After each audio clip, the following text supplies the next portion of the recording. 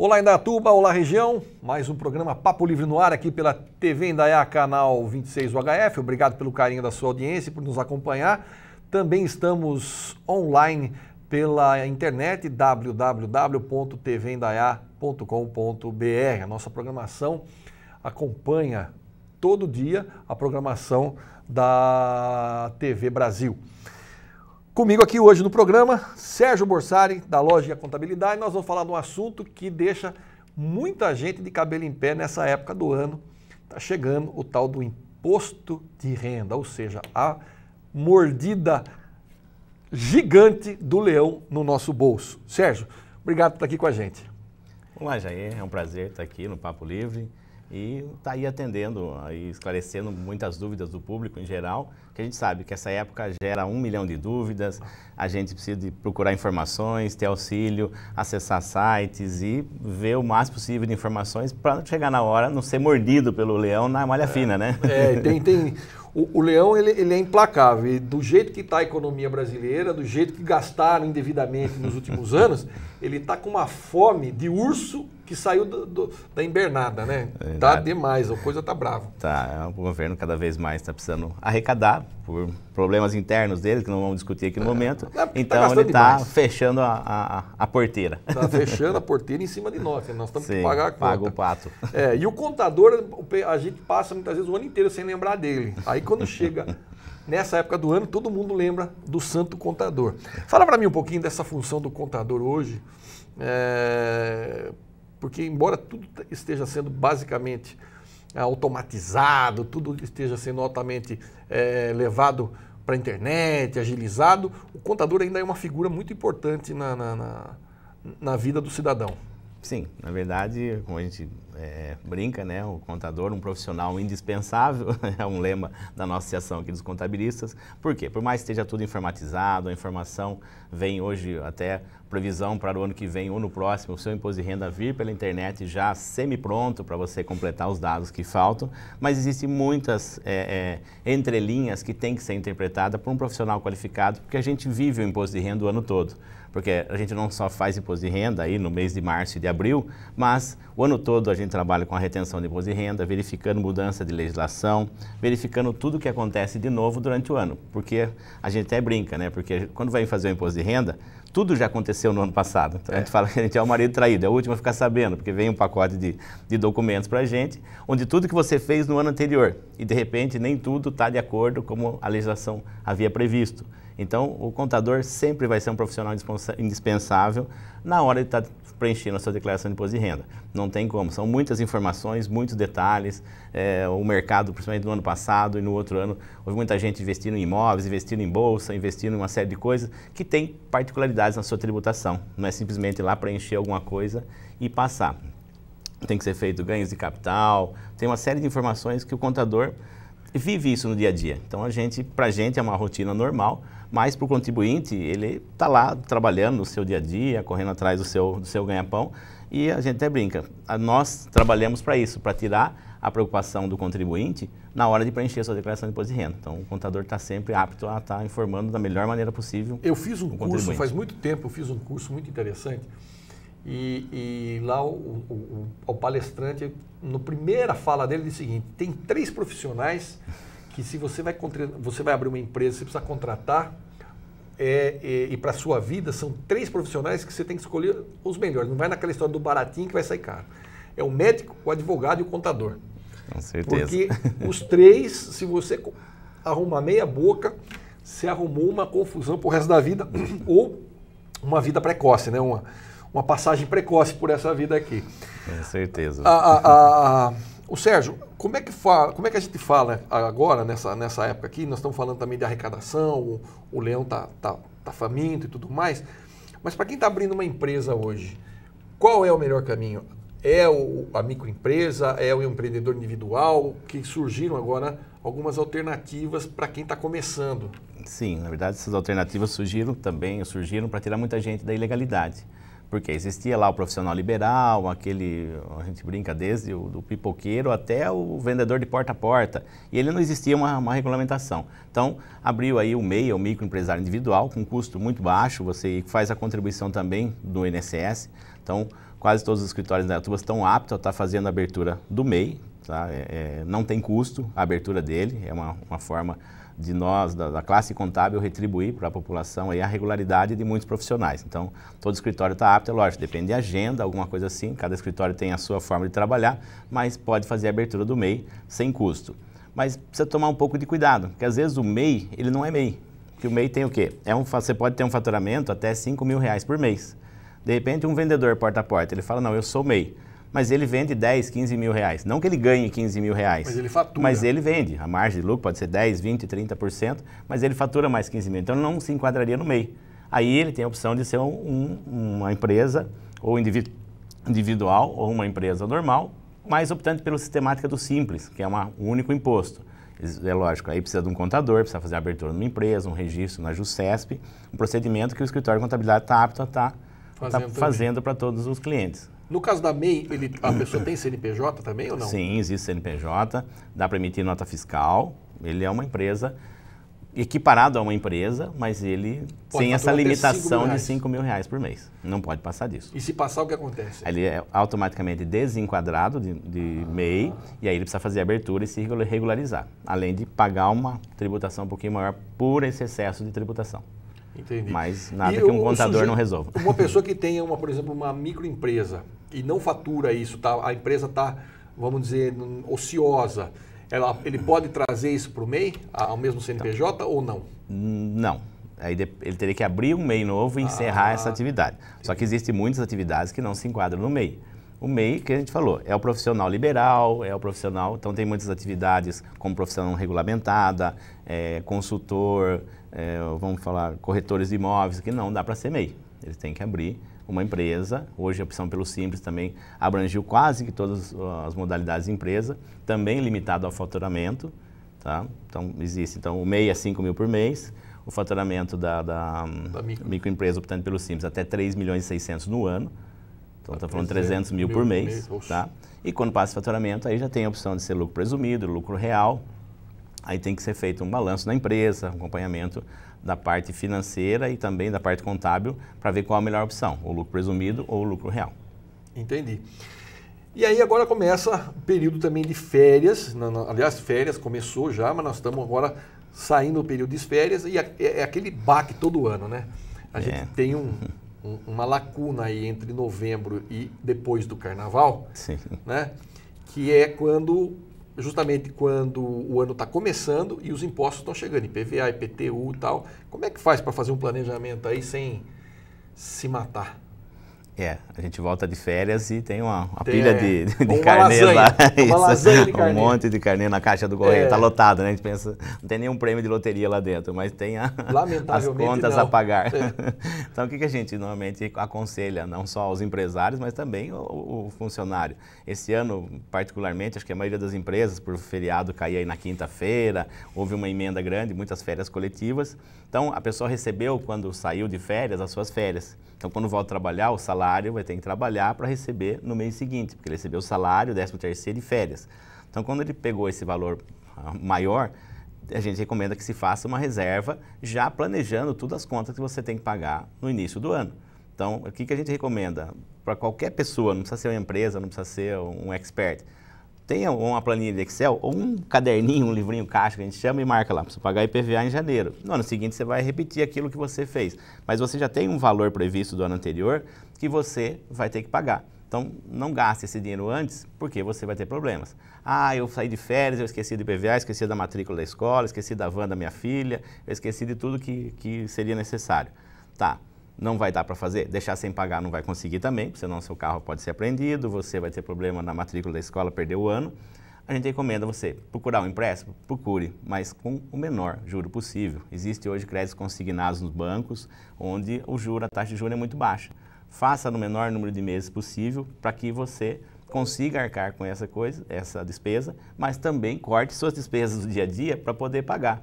Hoje eu precisaria gastar tantos reais em restaurante no domingo, quero almoçar com a minha família, todo mundo. Não vai. Vamos mudar, vamos no mercado não e vamos para casa. Vamos fazer um churrasquinho lá em casa, comunitário, cada um traz um quilinho, que isso aí rende e dá para pagar as contas. Opa, paguei todas as minhas contas, Ano que vem não esquece de planejar dessa forma, como eu disse, para que não ocorra novamente, né? Porque você repetir o mesmo erro é complicado. Todo ano você ficar fazendo empréstimo, você vira uma bola de neve. Chega uma hora que o banco vai falar, agora já não consigo prestar tudo aquilo que você precisa.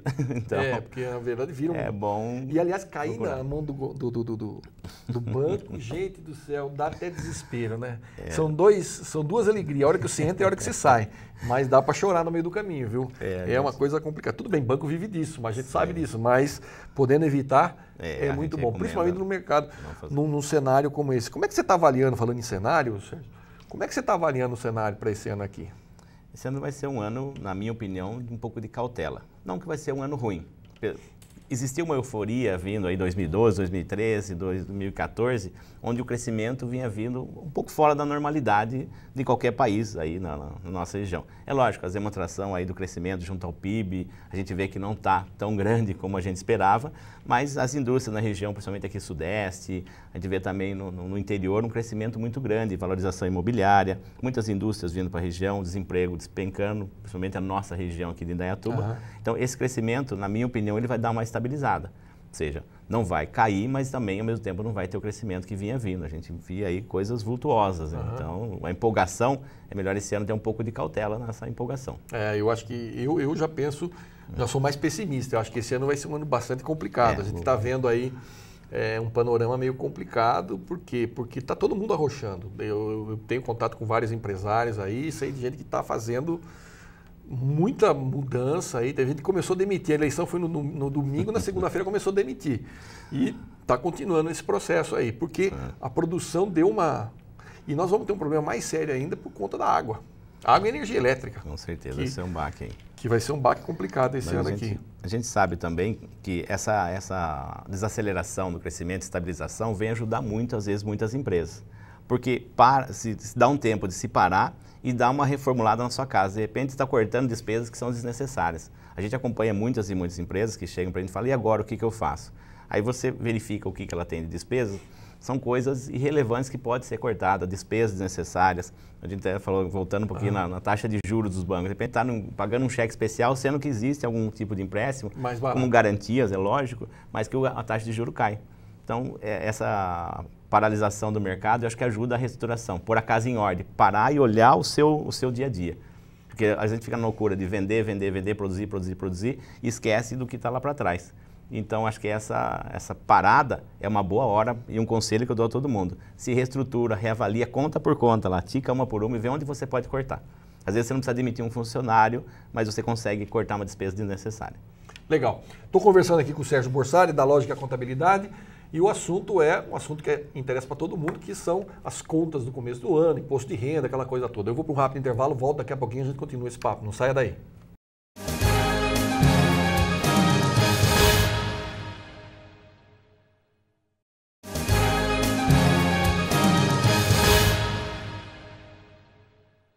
De volta com o nosso Papo Livre de hoje. O Papo Livre é com o Sérgio Borsari, contador da Lógica Contabilidade. Sérgio, imposto de renda... Daqui a pouco começa a correria. O que o cidadão tem que ter em mãos, o que ele precisa para fazer o bendito imposto de renda?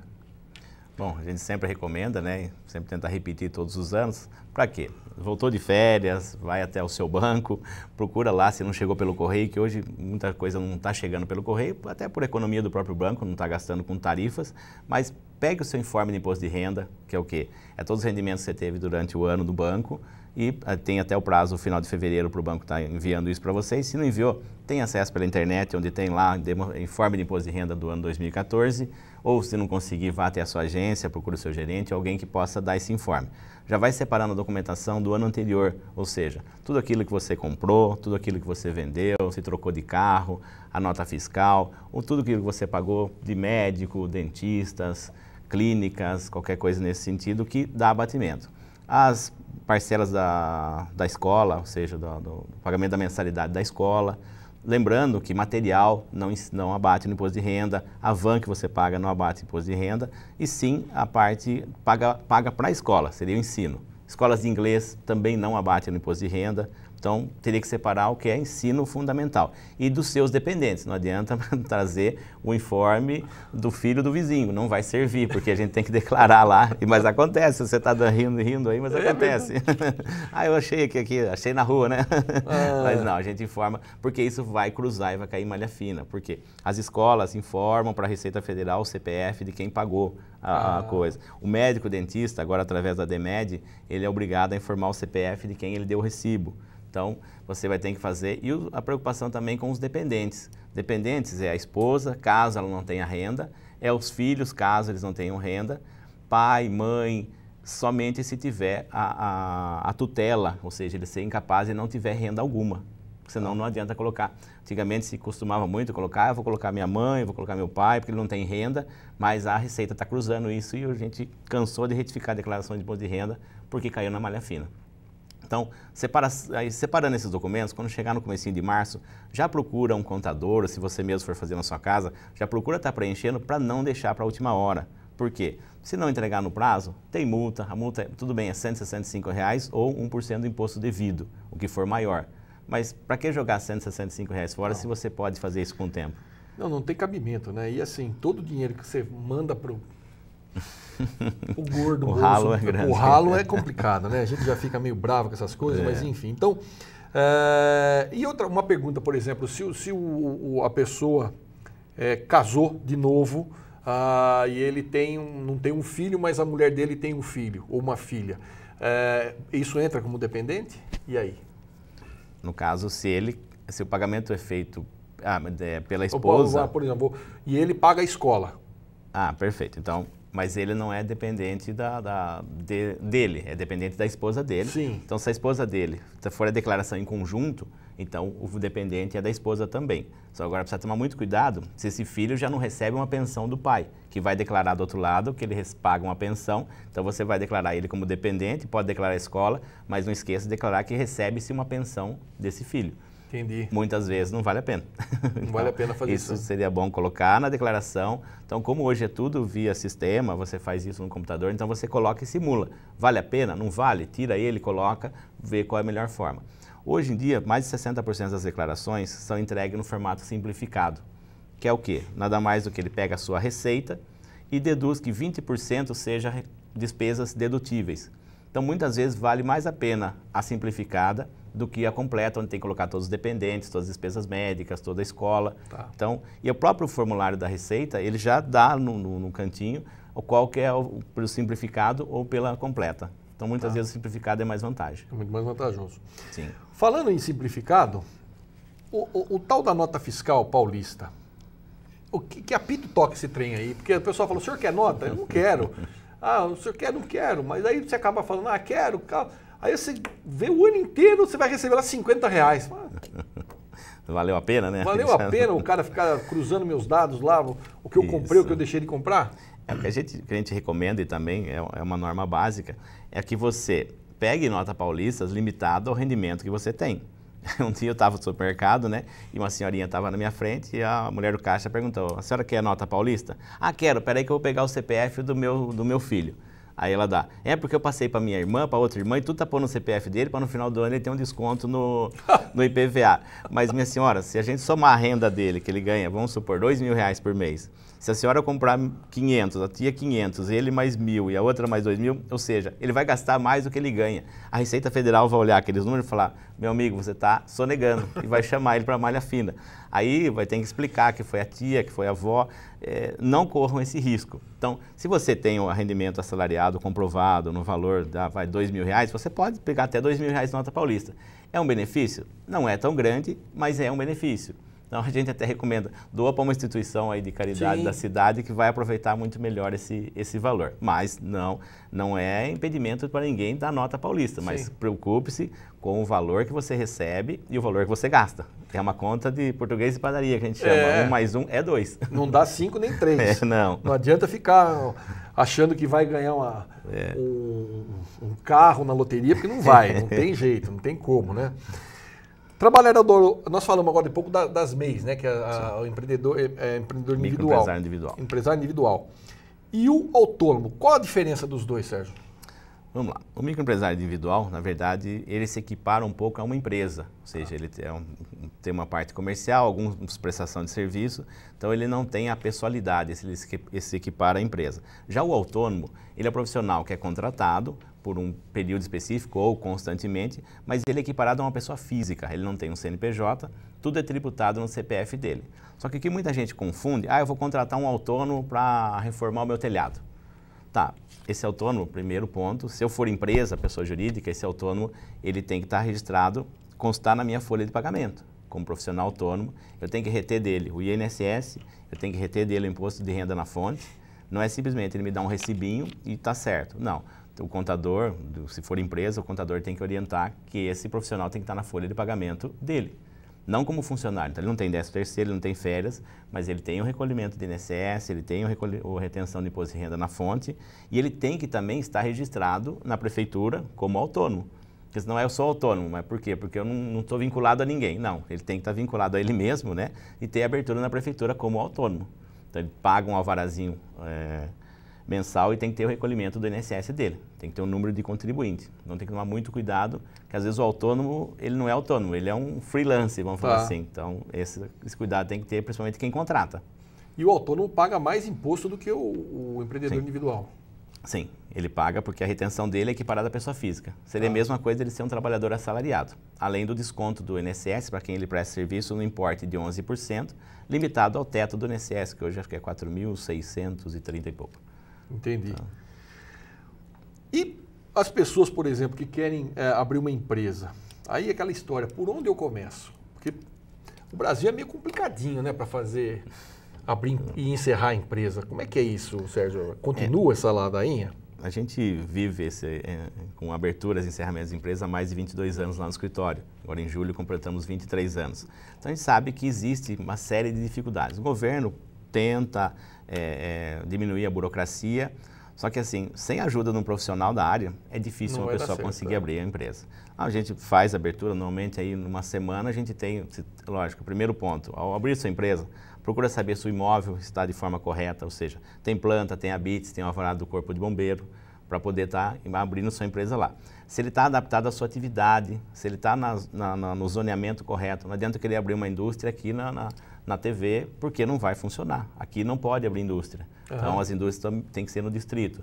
Mas eu quero abrir uma quitanda. Tudo bem, mas tem que fazer uma adaptação de projeto. Então, a gente sempre recomenda, procura um contador ou um profissional que consiga fazer essa verificação, ou vá direto à prefeitura. A própria Secretaria de Engenharia consegue informar muita coisa, o DEREM consegue informar muita coisa com relação a isso, tem o SEBRAE dentro da prefeitura, ou um profissional da área, no caso a gente como escritório, quase todos os escritórios de contabilidade fazem esse trabalho. Mas, e verificar. Primeiro ponto, a instalação, local, onde pode e onde não pode. Então, não adianta eu loco lá um imóvel, aí chega na hora não pode abrir, eu tenho que pagar uma multa do aluguel porque eu rompi o contrato, porque eu não verifiquei isso antes. Então, a gente sempre recomenda, vá procurar o local correto. Segundo ponto, você tem domínio total da atividade que você vai prestar, você sabe o que você vai fazer, você sabe a margem de lucro que pode trabalhar, quanto você vai pagar de imposto sobre esse produto que você vai vender, se é viável, se o mercado comporta, quanto que o mercado paga por esse produto, porque não é o preço, eu coloquei aqui que eu paguei R$1 de custo, eu vou vender ele por 2 e ganhei dinheiro. Antigamente, 100% é a margem, hoje não. Hoje o mercado não paga 100%. Então a pessoa tem que fazer um estudo muito bem feito antes de abrir uma empresa e se aventurar num negócio que às vezes não conhece. Então, a gente, como eu falo, procure sempre um contador, que ele vai saber toda essa tributação, tudo aquilo que pode ser feito e orientar da melhor maneira possível, para evitar problemas lá na frente. Aí abre e fecha. O encerramento da empresa também é complicado. Ele não é complicado desde que você tenha tudo em ordem. Se você abriu a empresa em ordem, pagou os impostos em ordem, deixou tudo em ordem, aí você pode encerrar a empresa. Mas a maioria das empresas que vão fechar é porque estão com problema. Então, por isso que é a morosidade para estar encerrando essa empresa. E segundo um dado do SEBRAE, as empresas no Brasil têm um índice de mortalidade na casa dos 3 anos, né? Sim. A cada empresa que abre não dura 3 anos. Eu não sei qual é a proporção, mas é significativo isso. Há um índice de mortalidade muito grande. Pela última vez, se eu não me salvo engano, em torno de 30% é o que passa de 3 anos. Então, ou 70% morre na praia. Morre na praia. Quer dizer, é uma coisa complicada, precisa pensar bem. O brasileiro tem essa coisa do empreendedorismo, realmente, mas é uma coisa a se pensar entre ser empreendedor e ser aventureiro, né? Tem que ponderar, Sim, o bom senso tem que pesar pesar, qual pode ser melhor. Sérgio, obrigado pela participação, nosso tempo está terminando e eu quero mais uma vez colocar à disposição de você aqui o nosso programa, justamente para prestar esclarecimentos aí ao nosso telespectador. Eu que agradeço pelo convite, a gente está à disposição para o que for necessário. Se tiver mais dúvidas, a gente está disponível, tanto no escritório quanto quem quiser, acho que ligar o programa e tirar qualquer dúvida. A gente volta aqui, caso necessário, para ir falar um pouco mais a fundo do imposto de renda, que está aí, no começo de março a gente inicia os trabalhos, a gente pode retornar e falar sobre isso. Claro, com certeza, já fica aqui o convite. Eu que agradeço. Sérgio, mais uma vez, obrigado. Sérgio Borsari, da Lógica Contabilidade, esteve conosco aqui no nosso programa de hoje. Quero agradecer mais uma vez o carinho da sua audiência e da paciência. Eu fico por aqui, a gente se vê no próximo encontro. Até lá, fique com Deus, muita paz.